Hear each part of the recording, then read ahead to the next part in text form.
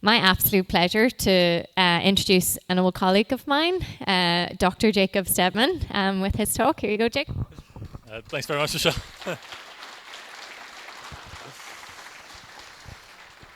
Thanks, everyone. Thanks for sticking around for Help Yourself Exploiting Self-Service Kiosks. I'm Jacob Stedman.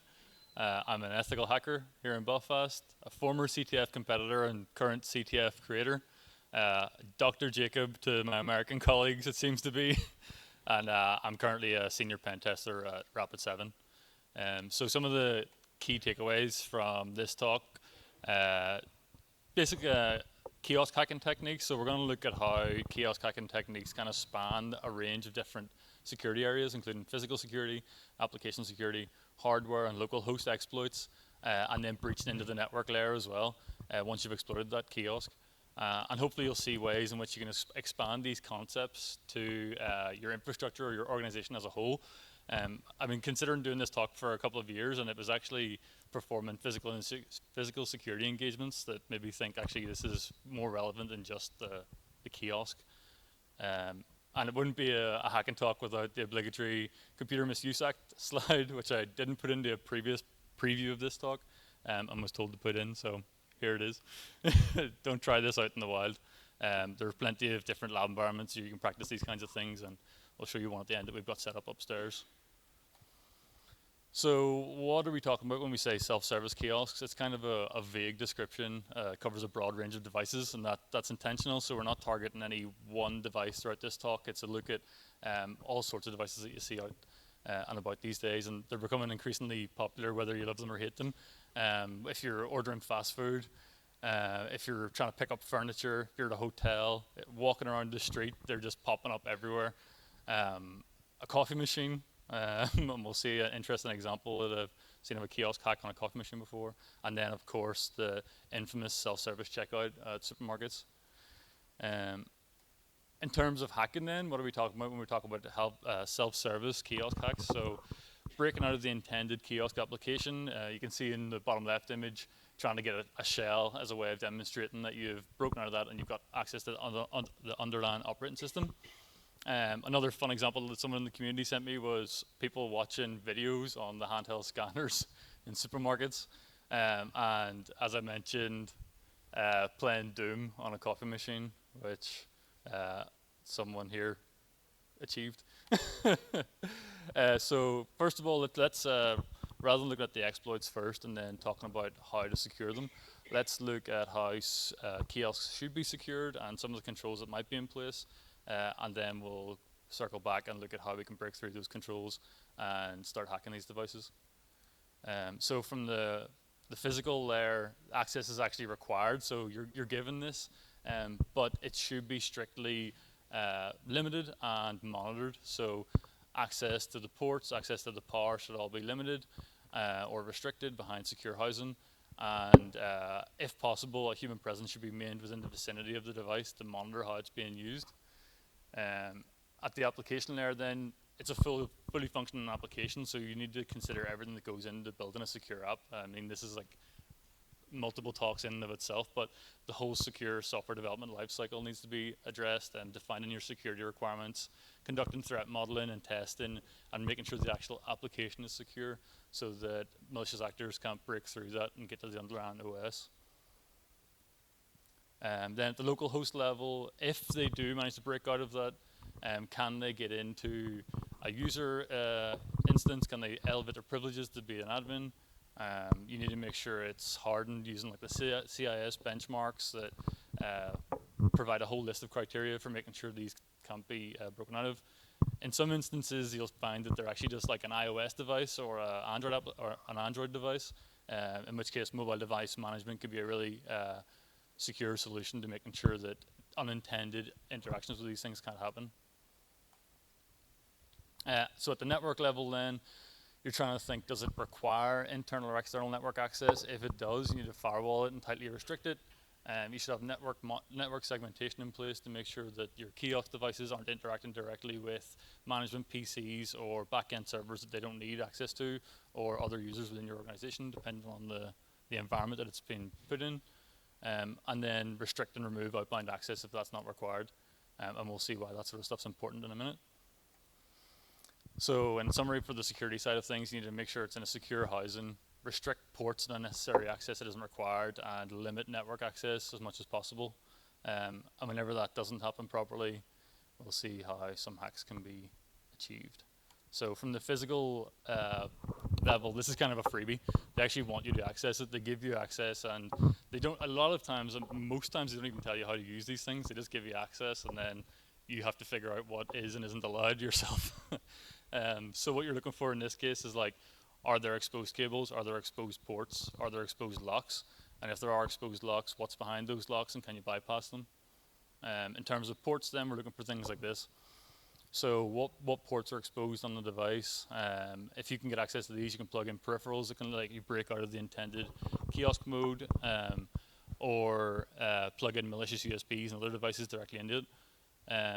One thing to note is that our old friend here, USB-C, has come along, and it's one port to rule them all, but it actually isn't. And we've found instances before where when we're testing devices and trying to break in through the USB-C port, because there are different types of USB-C port that all just look the same, but are labeled slightly different. Certain payloads won't work through, say, just a data-only USB-C port. You need like data and power. So that's fun.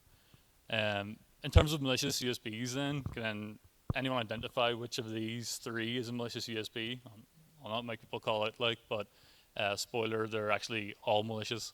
So and they actually are legitimate malicious USBs, not just theoretical. The first one's a bash bunny. It can house ducky scripts and is operating on a small Linux device as well. The second one's a classic USB rubber ducky. We'll see how that operates in a second. And then the third one is a bootable Kali Linux USB. We'll take a look at that in a minute as well.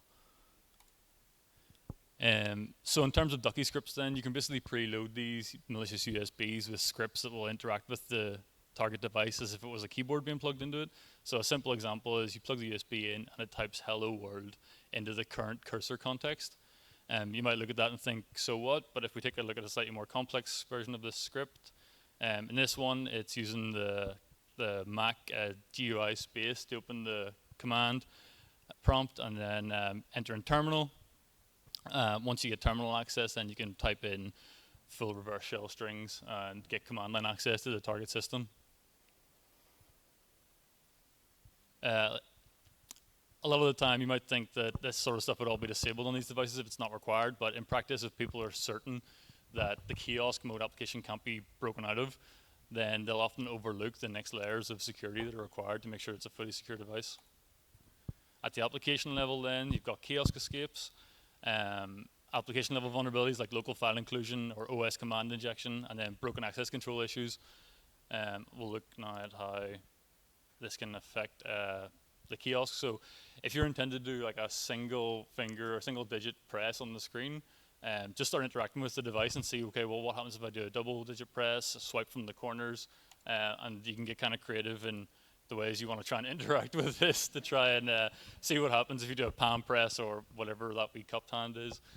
Then the other thing is if it's opening an on-screen keyboard in which for you to put user input into the kiosk application, is it opening a full keyboard like this that has the Windows key, in which case you can press Windows key and R to open the run prompt, and then run command, and you've got a shell again popping straight into the terminal. So local exploits, then, you're looking at the underlying operating system access. Can you hijack the boot sequence, which we'll look at in a second? Can you elevate your privileges once you get into the operating system? And can you create persistence? So if you're able to exploit one of these devices, you don't want to have to go through the same sequence every time of trying to exploit the device. So what you want to do is exploit it once and then create a reverse shell or connection out and put in some persistence script that'll constantly try and loop through that, so you don't need to keep on performing the full exploit chain every time. So hijacking the boot sequence, then, this is something that we've done recently. If you can just do as simple as turn the device on and off, and during that reboot sequence, try and hijack that boot process, put in your malicious USB that's running a bootable Kali, and then you've got a full Kali instance running on the device. That might not matter so much if it's a completely isolated device, but if it's connected to a network, then you've got a full Kali box on the target victim's network. If you can't use the power button, try pulling out the power cable and putting it back in. And if that doesn't work, maybe a little bit extreme, but turn off the part of the building, turn it back on, and see if you can create the boot sequence that way. I mean, it is maybe this is a bit of an extreme thing to test, but it is something that should be considered when you're developing these systems. Unintended power interrupts could happen, and what happens whenever it's waiting in the boot sequence. So from the network level, then you're trying to basically break out of the kiosk into the rest of the network. Try and target back-end servers, management PCs, identify whether they're running this in a flat network where all the devices are on the same VLAN, or if it's segmented as it should be, into like the guest network, the IoT network, internal devices, and maybe a secure network for like employees of the company.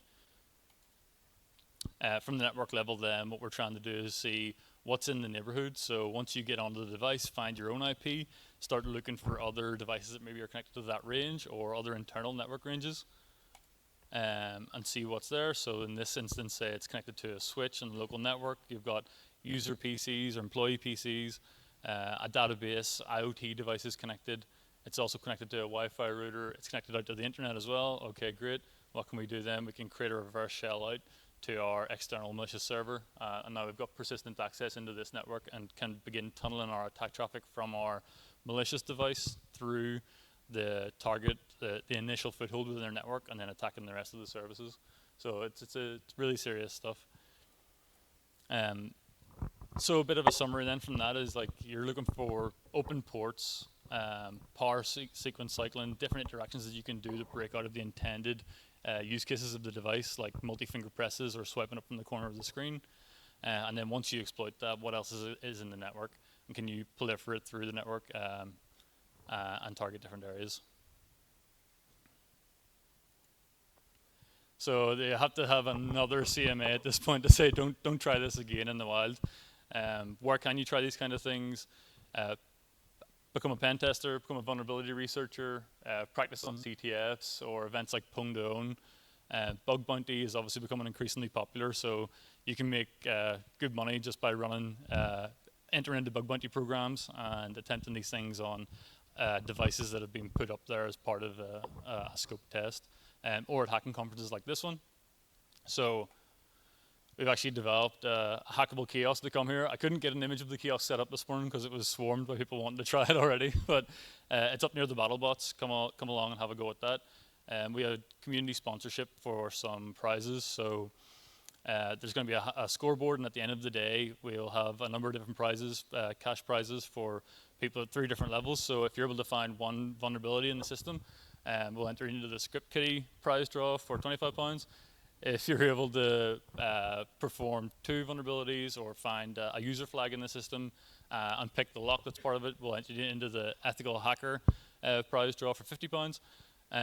If you're able to find the 2 flags, the user flag, the admin flag, pick the lock, or find multiple vulnerabilities, and you get everything reset to the initial state that it was at, so there's no no way to identify that you've been tampering with the system, you'll be entered into the nation state prize fund for £100. I also give out spot prizes today, so if anyone can identify a new vulnerability in the system that I wasn't aware of, £25 spot prize there and then.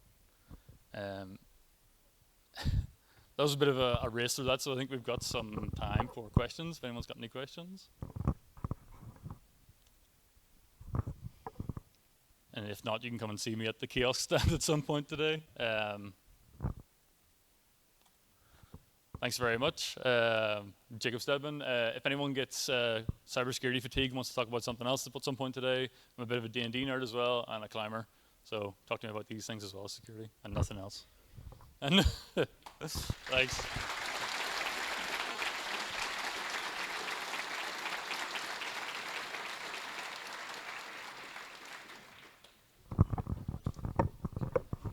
Thank you so much, Jacob. You've had people attempting already this morning? So far this morning, not too much luck, but hopefully you've got a couple more ideas from the kiosk, the demo there. So come along, have a look as well.